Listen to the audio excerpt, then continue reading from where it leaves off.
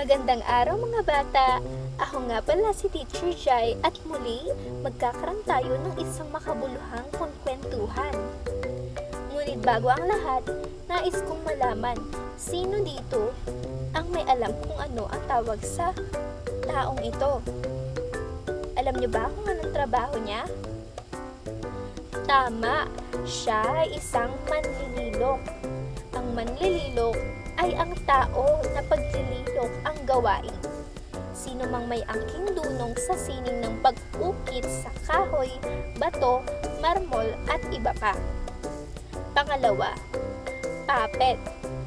Ang puppet ay tau-tauhan na ginagawa gamit ang iba't ibang materyales gaya ng kahoy, tela, foam o plastic. Sunod, pangatlo, engkantada ang tawag dito. Ano nga ba ang engkantada? Ang engkantada ay isang babae na nilalang na may supernatural na kapangyarihan. Karaniwang naninirahan sa mga liblib na lugar, tulad ng kagubatan, ilog o dagat.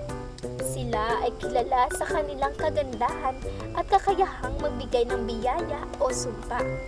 Maaari rin itong tumukoy sa isang diwata o nimpas. Bago tayo magsimula sa ating kwentuhan, nais kong itanong sa inyo, sino dito ang mahilig sa laruan? Marami sa atin ang mahilig sa laruan.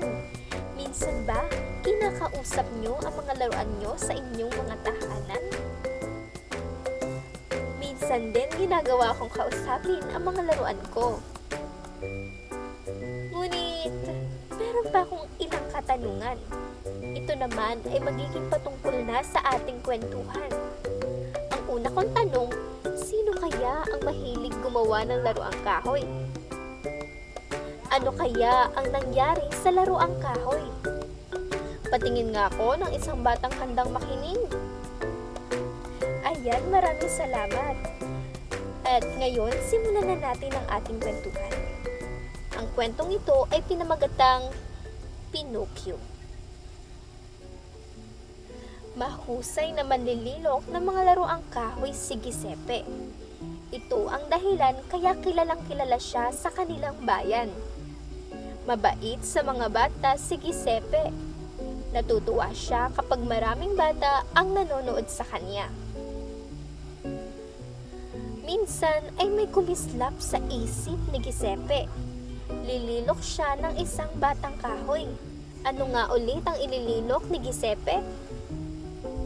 Tama, lililok siya ng isang batang kahoy. Tuwang-tuwa si Giuseppe nang matapos ang ginagawa. Isa iyong puppet na tila isang tunay na bata. Katabi ni Giuseppe sa pagtulog ang puppet na iyon. Tinawag ni Giuseppe na Pinocchio ang puppet. Ano nga ulit ang tawag ni Giuseppe sa puppet na iyon? Tama, ang pangalan ng puppet ay Pinocchio. Nahiling niya na sana ay totoong bata si Pinocchio at tunay niyang anak. Gulat na gulat si Giuseppe nang magising. Wala sa tabi niya si Pinocchio. Nang makita niya ito, ay kausap niya ang isang engkantada.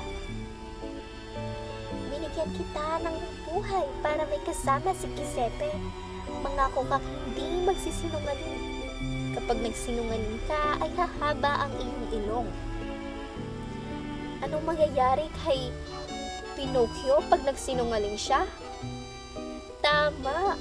Ang sabi ng engkantada, hahaba ang ilong ni Pinocchio pag nagsinungaling siya. Pinag-aral ni Giuseppe si Pinocchio, pero napabarkada si Pinocchio at natutong magbulakbol. Ano ang natutunan ni Pinocchio? Natuto siyang magbulakbol.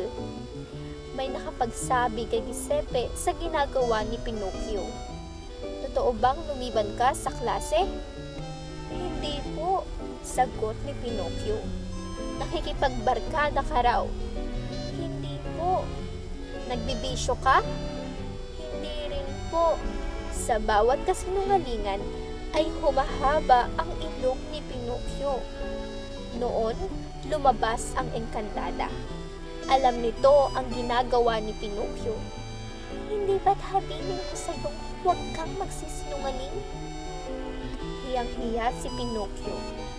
Humingi siya ng paumanhin sa pagsisinungaling. Hindi na po ako uulit, pangako niya. Tinupad ni Pinocchio ang pangako. Pinatunayan niya na nagbago na siya at maaaring pagkatiwalaan.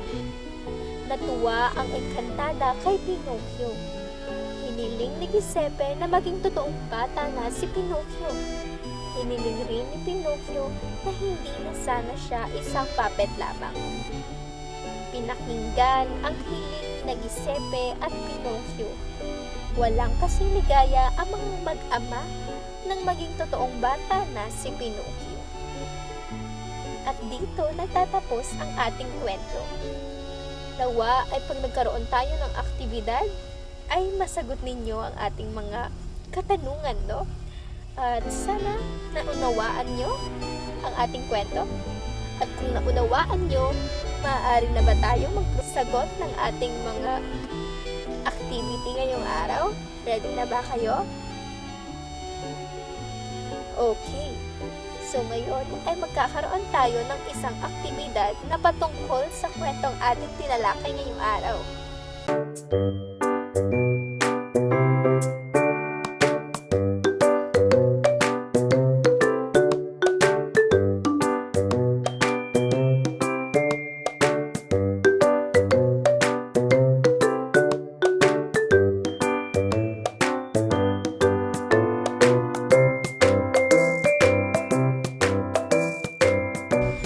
Lamang at maraming salamat.